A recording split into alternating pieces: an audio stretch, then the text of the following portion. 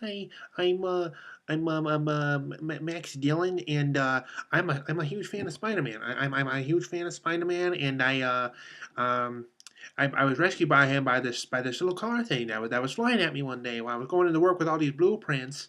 And I'm just a huge fan of Spider-Man. He's going to celebrate my birthday with me, and I really think a lot more people need to celebrate with Spider-Man. I really think he does. I really think he deserves more attention.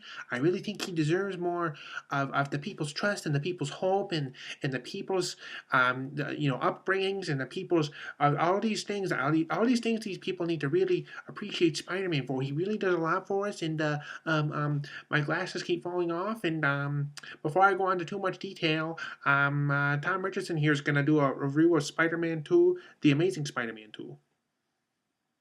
I apologize, guys. That was a very weird opening. But yeah, I really wanted to do, after seeing the film, I really liked how, Jamie Foxx kind of had that little, like, nerdy, stuttering voice that he used before he became Electro in this movie. So that would have been a kind of a funny way to open the video. So yeah, for my review for Amazing Spider Man 2, this is Marc Webb's second Spider Man film. And, I kind of have some mixed feelings about this film. I'm not going to lie. I know a lot of people are loving this film or hating it. Either way. But yeah, I'm going to give you my take on what I thought of it. So, Amazing Spider-Man 2, you guys. Basically, it takes place shortly after the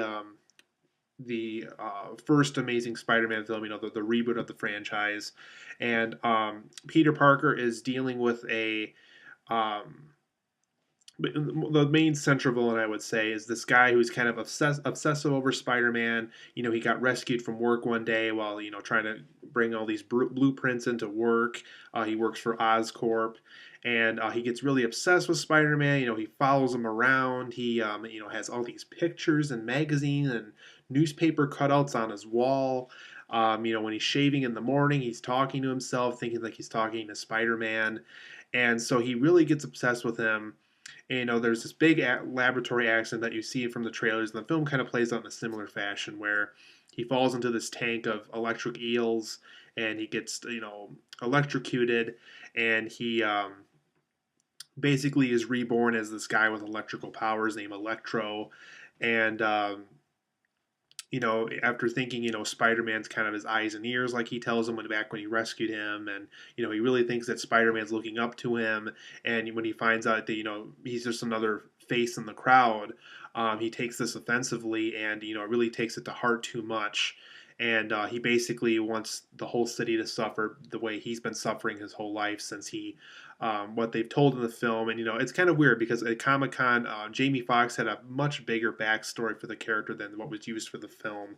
But what I basically got out of the film from what the film actually kept is that basically, he really hasn't gotten the right attention his whole life, and he wants people to notice him more, and he really wants to, have this attention that Spider-Man has, be able to bring hope into people and things like that.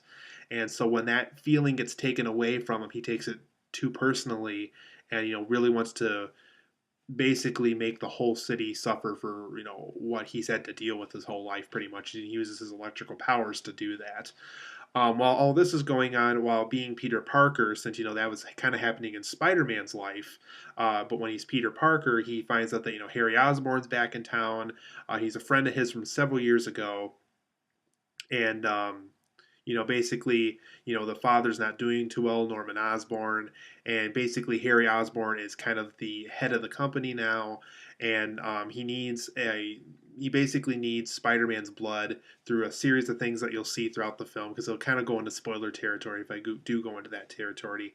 But he, basically needs Spider-Man's blood to basically survive through this illness, and he kind of turns to the dark side as well, similar to what Electro did.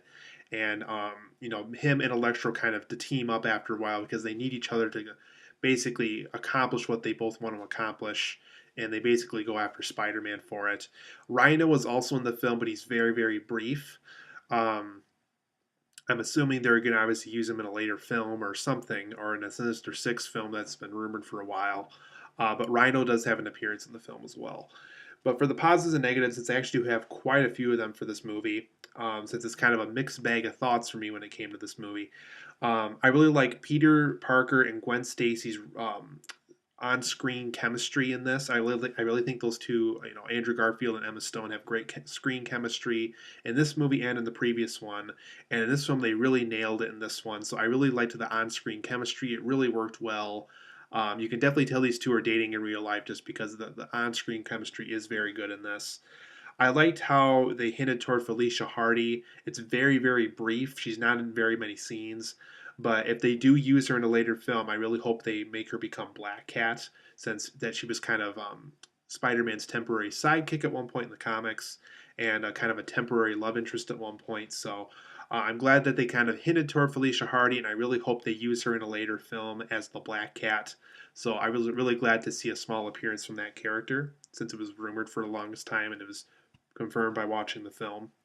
I like the Electro character and his setup. I really liked, kind of because in the comics, they didn't really do a lot with Electro. He had this small backstory. They didn't really use him a lot. I think he was a member of the Sinister Six at one point. I don't know if they used him again when the Sinister Six tried to beat Spider-Man again for the second or third time, but um, I liked how they kind of gave up a new. They made him a new origin in this, since this one in the comics wasn't very huge. There was a lot of open interpretations they could have done, and they obviously worked off of them in this film. And I really like the setup of the character. It was not. It was basically toward the end of the film when we kind of saw what Electro was going to do, how he was going to try to kill Spider-Man, where things kind of fell apart. But I like the overall setup of the Electro character. I also like the setup of Harry Osborne. You understood his situation. It was it was a very interesting thing to watch. Once again, once the actual execution happened, I was kind of like, I don't know about this. But I liked the overall setup of that character. I thought how they set things up with him, I thought was pretty neat. This film's very entertaining. It was one of those films where you almost forget that you're in the theater for 2.5 hours. So if you're looking for an entertaining Spider-Man film, this film will definitely do the trick. Very entertaining, was never bored. I was always interested in seeing what was going to happen next. I liked Andrew Garfield's comical approach for Spider-Man. It was definitely very comic booky, and I really liked that feeling to it. Specifically, when he's interacting with Rhino near the beginning of the film, he really has the comical Spider-Man back and forth with people, and I really like that aspect of Spider-Man that Andrew Garfield took on with the character. I really liked Chris Cooper's Norman Osborn. He wasn't in the film for very long, but he does have these goblin-like looking hands, these very creepy looking eyes, a very creepy, sickly looking face. And I really wish that if they did use Green Goblin in this, like they did, I really would have preferred if Norman Osborn stayed alive and became Green Goblin himself again, like what happened in the Sam Raimi films. But unfortunately, it was more so Dane DeHaan who played Harry Osborne who really took the stage more in this movie. Um, but I really liked what they did with Chris Cooper. I really hope that even though you'll see in the film they really don't do a lot with him, I really hope they do something more with him in a later film, maybe with archive footage or something. Since Oscorp seems to be a pretty big corporation in this new Spider-Man franchise. But I really like what Chris Cooper did with the character. Like I said, I really like those really creepy hands that he had. It really felt like a Green Goblin, and I just really like what he did with the character. I like how certain things connect with the first film. They also go into more detail about Peter Parker's parents. Really interesting stuff. Though there was a part of it where right before they got back to what was going on in the actual storyline, it felt a little too summer blockbustery for me. It's just like, okay, I don't see these two characters doing that, but um, I liked how they explained more things. I liked how we saw more of what the parents were doing before Peter was getting concerned at the very beginning of the previous Spider-Man film and things like that. Um, Now for the negatives, since I do have quite a few of them. I felt the new Green Goblin he felt like an awkward mix between David Bowie and the Wicked Witch of the West from Wizard of Oz. I just really didn't. I thought Dane DeHaan, he did fine for a while until we actually saw the actual execution of the Green Goblin, I thought. So I wasn't a huge fan of his interpretation of it. Willem Dafoe perfected that character in the original film, and I really did not care for how Dane DeHaan had a David Bowie slash Wicked Witch of the West approach to the character. So I really didn't care for that.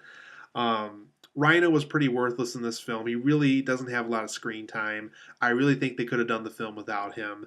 I'm one of those people where if you put Paul Giamatti in the film, make sure you do something interesting and cool with him because I'm a huge fan of American Splendor. I'm a huge fan of Sideways, and he's a very talented actor. And when you underuse him like this, it's very depressing to see.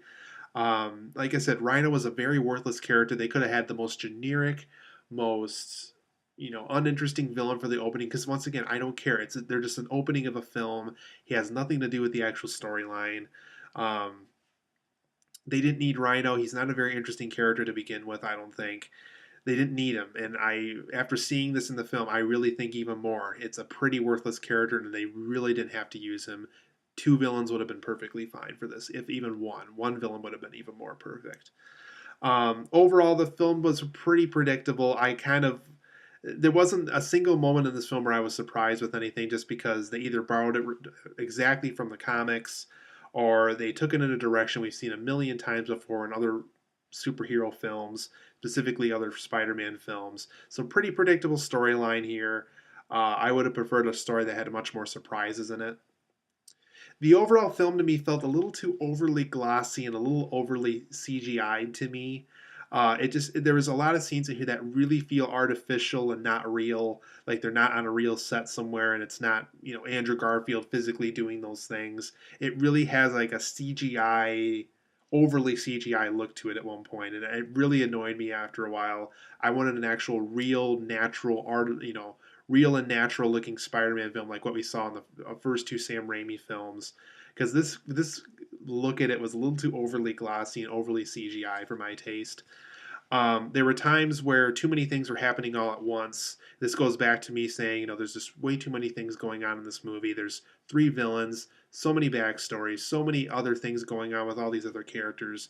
It's just so overly indulgent after a while. And once again, I think there's just too many things happening at once. And I really think if they really buckled down and decided what the film was really going to be about, I think this film would have been a much easier to digest kind of film. The film also suffers from some poor plot structuring. There's just a lot of things in this movie that really feel disjointed and not. It doesn't gel well together. I don't think there's a lot of scenes where it really feels like four or five different movies all at once.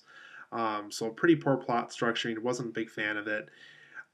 There's a really quick but still very bad scene with Electro making music from like these electrical bar things.